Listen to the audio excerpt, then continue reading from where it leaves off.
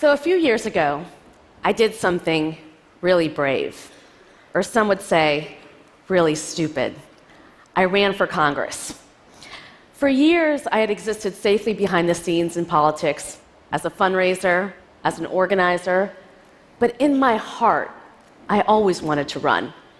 The sitting congresswoman had been in my district since 1992. She had never lost a race, and no one had really even run against her in a Democratic primary. But in my mind, this was my way to make a difference, to disrupt the status quo. The polls, however, told a very different story. My pollsters told me that I was crazy to run, that there was no way that I could win. But I ran anyway.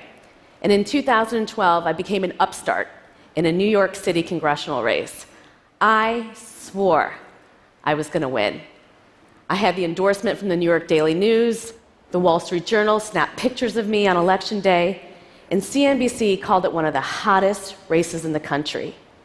I raised money from everyone I knew, including Indian aunties that were just so happy an Indian girl was running.